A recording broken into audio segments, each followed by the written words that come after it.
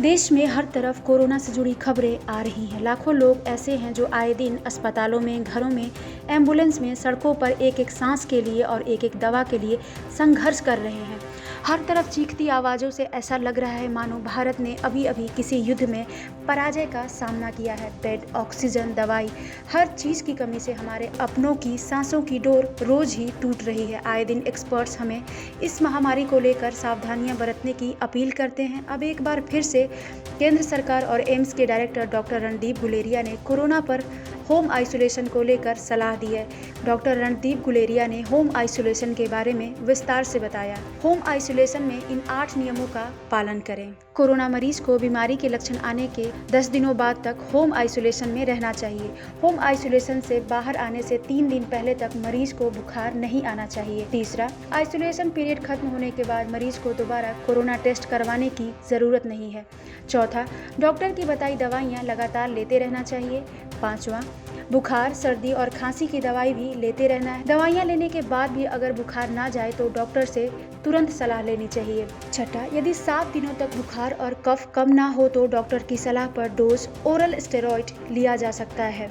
सातवां, home isolation में remdesivir injection लेने की जरूरत नहीं है। डॉक्टरों की निगरानी में दिया जाना चाहिए। 8वीं और सबसे जरूरी बात, ऑक्सीजन लेवल अगर कम हो या सांस लेने में परेशानी होने लगे तो डॉक्टर से तुरंत संपर्क करना चाहिए। हालांकि डॉक्टर गुलेरिया ने यह भी बताया कि आपको डॉक्टर के पास कब जाने की जरूरत है। आप डॉक्टर के पास तभी जाएं जब आपको सांस लेने में परेशानी होने लगे, ऑक्सीजन का लेवल कमरे में 94% से कम हो, जब हाथ, पैर या सीने में तेज दर्द हो और आप चीजें जल्दी भूलने लगे, आपकी सोचने समझने की क्षमता कम होने लगे। तो वहीं स्वास्थ्य मंत्रालय के संयुक्त सचिव लव अग्रवाल ने कहा, कोरोना कुछ नहीं है, यह घोटाला है। वायरस को जितना फैलना था फैल चुका है। मुझे मास्क की जरूरत नहीं, चलो पार्टी करते हैं। ऐसा कहने वाले लोगों से दूर ही रहना चाहिए। कोरोना की चिंता के अलावा भी ये कहना सही नहीं है। लोग बिना वजह घरों में ऑक्सीजन सिलेंडर और जरूरी दवाओं का स्टॉक जमा कर रहे हैं। सरकार ने महामारी की शुरुआत से ही ऑक्सीजन सपोर्ट वाले बेड को अहम बताया है।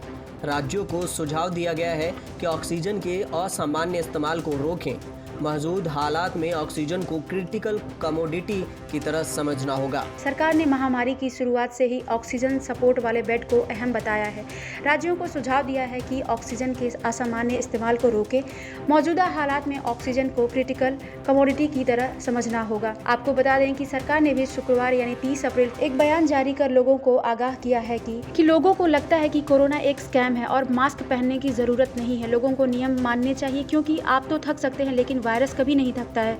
स्वास्थ्य मंत्रालय के अनुसार अब तक कोरोना वैक्सीन के कुल 14,50,85,911 डोज दिए जा चुके हैं। बात करें कोरोना के नए मामलों की तो आज देश में कोरोना के केस 4 लाख के पार पहुंच चुका है, जबकि 2 लाख से अधिक लोगों की मौत हो चुकी है।